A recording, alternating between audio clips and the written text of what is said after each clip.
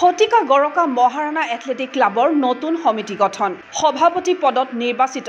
ৰাণা প্ৰতাপ বৰদলৈ সাধাৰণ সম্পাদকৰ পদ অলংকৃত কৰিলে দীপজ্যোতি বৰুৱাই গুৱাহাটীৰ ঐতিহ্যমণ্ডিত মহাৰাণা এথলেটিক ক্লাবৰ মুখ্য কাৰ্যালয়ত দেওবাৰে অনুষ্ঠিত হয় ৯৫ সংখ্যক বাৰ্ষিক সাধাৰণ সভা ৫০ গৰাকীৰো অধিক সদস্যৰ উপস্থিতিত অনুষ্ঠিত বাৰ্ষিক সাধাৰণ সভাত বিগত কাৰ্যকালৰ কাৰ্য বিৱৰণীসমূহ দাঙি ধৰে সাধাৰণ সম্পাদক দীপজ্যোতি বৰুৱাই বাৰ্ষিক সাধাৰণ সভাৰ অন্তত ১১৮ বৰ্ষ গৰকা মহাৰাণা এথলেটিক ক্লাবৰ নতুন সমিতিখন সৰ্বসন্মতিক্ৰমে গঠন কৰা হয় সেই অনুসৰি সভাপতি পদত নিৰ্বাচিত হ'ল ৰাণা প্ৰতাপ বৰদলৈ আনহাতে সাধাৰণ সম্পাদক পদ অলংকৃত কৰিলে দীপজ্যোতি বৰুৱাই বিগত ৭টা বছৰে মহাৰাণা এথলেটিক ক্লাবৰ সভাপতি হিচাপে দায়িত্ব পালন কৰাৰ পাছত পুনৰ ৪ বছৰৰ বাবে সভাপতি পদত নিৰ্বাচিত হৈ আনন্দিত ৰাণা প্ৰতাপ বৰদলৈ নতুনকৈ ক্লাবৰ নিজা এটা ক্ৰীড়া একাডেমি গঢ়ি তোলাৰ পৰিকল্পনাৰ কথা ক'লে মহাৰাণা এথলেটিক ক্লাবৰ নৱ নিৰ্বাচিত সভাপতি ৰাণা প্ৰতাপ বৰদলৈয়ে চাওক মহাৰাণা ক্লাব বুলি ক'লেই আমি সেই স্কুলৰ দিনৰ পৰাই আমি মহাৰাণা ক্লাবৰ নাম শুনিছোঁ আৰু মই গাঁৱত থাকোঁতে মহাৰাণা ক্লাবৰ খেলত আমি দৌৰি দৌৰি চাবলৈ গৈছিলোঁ আজি এই ক্লাবৰ যোৱা ৭টা বছৰ সভাপতি হৈ থাকিলোঁ ইয়াতে আৰু আকৌ ৪ বছৰৰ কাৰণে মোক নিৰ্বাচিত কৰিছে মই অতিকৈ সুখী আৰু যথেষ্ট আৰু আগুৱাই যাব পাৰোঁ যাতে তাৰ কাৰণে কাম কৰিলে মই সদায় চেষ্টা কৰিম নতুনকৈ আমাৰ বহুত পৰিকল্পনা আছে আমাৰ বিশেষকৈ এথলেটিক্সটো আমি অলপ আৰু এক্টিভ কৰিবলৈ বিচাৰিছোঁ ফুটবলটো আমাৰ আছেই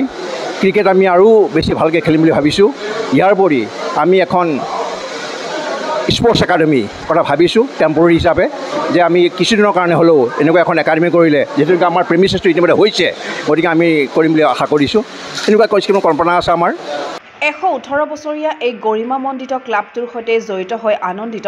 নৱনিৰ্বাচিত সাধাৰণ সম্পাদক দীপজ্যোতি বৰুৱা শতিকা গৰকা মহাৰাণা এথলেটিক ক্লাবৰ গৰিমা অক্ষুণ্ণ ৰাখি সকলোৰে সহযোগিতাৰে ক্লাবটো আগুৱাই নিয়াৰ পণ ল'লে দীপজ্যোতি বৰুৱাই ক্লাবটোক এনেই ভাল পাওঁ গতিকে মহাৰাণা ক্লাবত মানে সাধাৰণ সম্পাদক হিচাপে বুলি কথা নহয় সদস্য হিচাপে থাকিয়েই বহুত গৰ্ব অনুভৱ কৰোঁ ১১৮ বছৰ গৰকা ক্লাব এটা যদি আমি সদস্যও হ'ব পাৰোঁ লাইফ মেম্বাৰো হ'ব পাৰোঁ সেইটোৱে বহুত ডাঙৰ কথা আৰু সাধাৰণ সম্পাদক হিচাপে দায়িত্ব বহুত বাঢ়ি যায় আজি ক্লাবটোৰ ইন'ভেশ্যনৰ পৰা আৰম্ভ কৰি কেনে আমি যিবোৰ খেল খেলুৱাওঁ সেই খেলবিলাকক যিবোৰ প্লেয়াৰ আমি লৈ আনি ইয়াতে ৰাখোঁ তেওঁলোকক থকা লোৱা খোৱাৰ সুব্যৱস্থা আমি কৰিছোঁ ইয়াতে গতিকে ভাবোঁ নতুন কমিটি যিখিনি হ'ল সেই নতুন কমিটিয়ে সহযোগিতাত ক্লাবটোক আৰু বহুত আগলৈকে আগবঢ়াই লৈ যাব পাৰিম বেচিকেলি কি হয় বাৰ্ষিক সাধাৰণ সভাত আমাৰ যিখন আমাৰ আগৰ কমিটি যিখিনি কৰি আহিলে সেইখিনিয়ে মোৰ সম্পাদকীয়ত আমাৰ প্ৰকাশ পায় সেইখিনি মই গাই শুনালোঁ সকলোৱে ভাল পালে সকলোৱে সেইটোক হাত চাপৰিৰে সমৰ্থন কৰিলে আমাৰ সভাপতি ডাঙৰীয়াও তেওঁৰ ভাষণত সেইখিনি কথা ক'লে যে মানে মহাৰাণা ক্লাবৰ যিটো ঐতিহ্য সেইটো বজাই ৰখাৰ কাৰণে সকলোকে অনুৰোধ কৰিছে ডেকৰাম এটা ক্লাবত থাকে সেই ডেকৰামটো আমি মেইনটেইন কৰি চলিব লাগে যদিও আমাৰ স্পৰ্টছ ক্লাব হয় বাট ষ্টিল আমি এটা কালচাৰেলিও আমি কিছু কামত এক্টিভ হৈ থকাটো উচিত বুলি ভাবোঁ তো গতিকে আমি এইবাৰ নতুনকৈ কালচাৰেল ছেক্ৰেটাৰীক মিষ্টাৰ নৱাশিষ পালৰ নামটো আমি এইবাৰ ৰাখিছোঁ তেখেতে আশা কৰোঁ যে আমি কালচাৰেলি যাতে আমাক বহুত আগলৈকে আগবঢ়াই লৈ যায় আমি এতিয়ালৈকে বৰ্তমান ফুটবল ক্ৰিকেট মুখ্য হিচাপে মই কৈ আছোঁ badminton table tennis basketball volleyball athletics এইকেইটাই মেইন আমি পাৰ্টিচিপেট কৰি আহিছোঁ ছিজনটোত খুবেই ভাল আছিলে ফুটবলত আমাৰ মানে ফুটবল যে এই ডিভিজনত আমি আছোঁ ফুটবলত যিটো টপ ডিভিজন আছে ক্লাবৰ ভিতৰত তাতে আমি 3rd পজিশ্যন পাইছিলোঁ আৰু বাকী খেলবোৰত আমি আশানুৰূপ ফল যদিও পোৱা নাই বাট খুব বেয়াও নাছিলে তো এইবাৰ আমি আশা কৰোঁ যে আমি আগতকৈ বহুত বেছি ভাল কৰিব পাৰিম ইফালে মুখ্য উপদেষ্টা পদত কে বৰা নিৰ্বাচিত হোৱাৰ বিপৰীতে উপদেষ্টা পদত আছে ক্ৰমে বিজয়া চক্ৰৱৰ্তী সিদ্ধাৰ্থ ভট্টাচাৰ্য কেপ্টেইন ৰবীন বৰদলৈ কুমাৰ দীপক দাস অদীপ ফুকন কামেশ হিম্মত সিংকা আৰু পবিত্ৰ গগৈ সেইদৰে কাৰ্যকাৰী সভাপতিৰূপে মুকুলেশ বৰুৱা সৰ্বসন্মতিৰূপে নিৰ্বাচিত হোৱাৰ বিপৰীতে উপ সভাপতি পদত অধিষ্ঠিত হ'ল ক্ৰমে বিপুল গুহা দেৱাশিষ চক্ৰৱৰ্তী শ্বেখ আলতাফ হুছেইন মাছালুদ্দিন আহমেদ কমল গোস্বামী গোপাল জালান তৈবুন নিছা আৰু মহেশ ভট্টাচাৰ্য আনহাতে যুটীয়া সম্পাদকৰূপে দেৱজিৎ গোস্বামী সহকাৰী সম্পাদক জয়ন্ত কুমাৰ কোষাধ্যক্ষ পীয়ুষ আগৰৱাল ফুটবল সম্পাদক ৰিবন মালি ক্ৰিকেট সম্পাদক আনন্দ সেনগুপ্তা এথলেটিক্স সম্পাদক মিফতাউদ্দিন আহমেদ বেডমিণ্টন সম্পাদক ধ্ৰুৱব্ৰত দাস, ইনডোৰ গেম সম্পাদিকা মৌচুমী শৰ্মা বৰদলৈ, ভলীবল সম্পাদক প্ৰসন্ন তালুকদাৰ আৰু প্ৰচাৰ সম্পাদক পদত পুলিন সাহা নিৰ্বাচিত হয়। মই এবাৰ ভাইচ প্ৰেচিডেণ্ট হিচাপে নিৰ্বাচিত হৈছোঁ। ঐতিহ্যমণ্ডিত শতবৰ্ষ গড়গাঁও মহাৰণা ক্লাব অসমৰ এটা গৌৰৱ। সেই অতীজৰ পৰা যেতিয়া অসমত খেলাৰ কোনো ধৰণৰ সুবিধা নাছিল, তেতিয়াই এই মহাৰণা ক্লাবে খেলৰ জগতখনত দপদপাই আছিল। আৰু এই খেলৰ জগতৰ সেই পৰিৱেশৰ পৰা আজি 118 বছৰ হ'ল এইটো অক্ষুণ্ণ ৰাখিব পাৰিছে। ইয়াৰে উত্থান পতন যথেষ্ট হৈছে, কাৰণ অসমৰ বিভিন্ন সময়ত বিভিন্ন ধৰণৰ ৰাজনৈতিকে হওক সামাজিকে বিভিন্ন ধৰণৰ পৰিৱেশৰ বাবে মাজতে অলপ তল পৰিছিল, কিন্তু এতিয়া পুনৰ আকৌ উত্থান হৈছে, নতুন নতুন আমাৰ সদস্য ভৰ্তি হৈছে। আৰু সেইসকলে এতিয়া আমাৰ প্ৰতিটো খেলত, অকল মহাৰণা বুলি ক'লে সাধাৰণতে ফুটবললৈ এথলেটিক বুলি ভাবে, কিন্তু সেইটো নহয়। আমাৰ মহাৰণা ক্লাবে ফুটবল, ক্ৰিকেট, ভলীবল, বেডমিণ্টন সকলোতেই GSৰ খেলবোৰত জইন কৰে। আৰু এই যে জইন কৰাটো আমি গোটেই অসমৰ বিভিন্ন ঠাইৰ পৰা আমি প্লেয়াৰবিলাকক আনো, গতিকে তেওঁলোকে উৎসাহিত হয়। মহাৰণাৰ নামৰ লগতে তেওঁলোকো এটা খেলৰ জগতখনৰ লগত জড়িত হোৱাত আমি এটা সুবিধা প্ৰদান কৰোঁ। আৰু এইবাৰ আমাৰ নতুন যিটো কাৰ্যকৰী বিভাগ গঠন হ'ল, আমাৰ বিভিন্ন ধৰণৰ পৰিকল্পনা আছে। আমি ইনডোৰ খেল কিছুমান পাতিম, বাকীটো ফুটবল, ক্ৰিকেট এইবিলাক থাকেই। গতিকে আশা কৰোঁ ওপৰলৈ আমাক শক্তি দিব, মহাৰণাৰ জয় হ'ব। গতিকে শতবৰ্ষ গড়গাঁও মহাৰণাই আকৌ আগুৱাই যাব। মই বিচাৰিছোঁ যে এতিয়া যুগটো হ'ল তথ্য আৰু প্ৰযুক্তিৰ যুগ, ইনফৰ্মেটিক চায়েন্স, য'ত সোনকালে বা AI টেকন'লজি আহি গৈছে। গতিকে আমি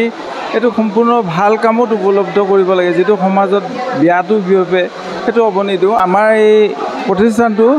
অসম ভাৰতৰ এটা সাংঘাতিক প্ৰতীক, ঐতিহ্য, য'ত কোনো ভেদাভেদ নাই। এই যে এক্টিভিটিবোৰ, এইটো সমাজ বন্ধনত সাংঘাতিক সহায় কৰে। মহাৰণা সদায় আগুৱাই যাব, মহাৰণা সদায় আছে, আমি নাথাকিলেও থাকিব, মহাৰণা জিগতিকে জীয়াই থাকিব। তদুপৰি নতুন কমিটিৰ কাৰ্যবাহী সদস্যৰূপে নিৰ্বাচিত হ'ল ক্ৰমে ডক্টৰ আবু আলতাফ, মামনি শইকীয়া, দেৱজিৎ বৰা, কামিনী শৰ্মা, পংকজ দত্ত, জয়ন্ত গোস্বামী, দেৱজিৎ ভূঞা, পংকজ লোচন মহন্ত, হিতেশ বৰ্মন, মুকুট দাস, আব্দুল বাৰেক আদি বিশিষ্ট ব্যক্তি। ক্লাবৰ আজীৱন সদস্য তথা নৱনিৰ্বাচিত উপসভাপতি ডিছকাছ কুইন তৈবুন নিচাই খুলিলে মহাৰণা এথলেটিক ক্লাবৰ সোঁৱৰণিৰ পৃষ্ঠা। মই গুৱাহাটীত 1974 17 জানুৱাৰীত গুৱাহাটীত পদাৰ্পণ কৰিছোঁ, আৰু মই 18 জানুৱাৰীত ইণ্টাৰ ক্লাব খেলিছোঁ, আৰু মই নেক্সট ডে খেলিয়ে 3টা গ'ল্ড মেডেল পাইছিলোঁ। পোৱাৰ পিছত তাৰ কিছুদিন পিছত ইয়াতে দেৱব্ৰত বেনাৰ্জী আছিল, আমাৰ বাবুল ফুকন আছিল, সিহঁতে এইফালেদি ময়ো প্ৰায় চাইকেল লৈ স্কুটি লৈ যাওঁ। আৰু এই মহাৰণা ক্লাবৰ আজি যিটো কথা উঠিল, ইয়াতে এটা সৰু ঘৰ আছিল, ঘৰটোৰ মুখত দলং আছিল, তাৰপিছত এনেকৈ আমি পিছফালেদি যাওঁ, এটা ঘৰ আছিল, বহুত কিতাপ আছিল, বহুত মানুহৰ ফটো আছিল, ডাঙৰ ডাঙৰ ট্ৰফিবিলাক আছিল। মই ভাবিছোঁ বা ইমান ডাঙৰ ডাঙৰ ট্ৰফি এইবিলাক, তাৰমানে আগত কিমান মানুহে এই ক্লাবৰ হৈ খেলিছিল, কিমান ট্ৰফি পাইছিল, সেইবিলাক মানে এতিয়াহে ভাবোঁ। তেতিয়া মানে এইবিলাক শিৱসাগৰ গাঁৱৰ পৰা আহিছোঁ, তাৰপিছত মোক এই মহাৰণা ক্লাবৰ লাইফ মেম্বাৰ বনালে বাবুহঁতে। তাৰপিছৰ পৰা আৰু মই ক্লাব এৰিব নোৱাৰা হ'লোঁ। মই 78 মান মহাৰণা ক্লাবৰ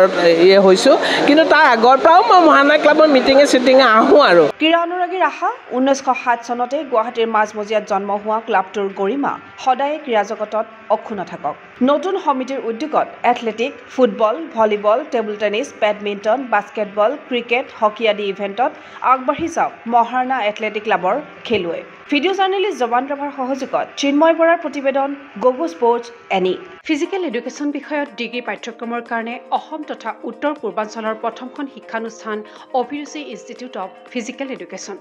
2 বছৰীয়া ফিজিকেল এডুকেশ্যনৰ BPEd পাঠ্যক্ৰম আৰু 4 বছৰীয়া BPES পাঠ্যক্ৰমৰ বাবে নামভৰ্তি চলি আছে। বিতংকৈ জানিবৰ বাবে আজি যোগাযোগ কৰক। যোগাযোগৰ নম্বৰসমূহ হৈছে 9435100098, 700222 33540, 88765210998, ৱেবছাইট www.aipguwahati.in।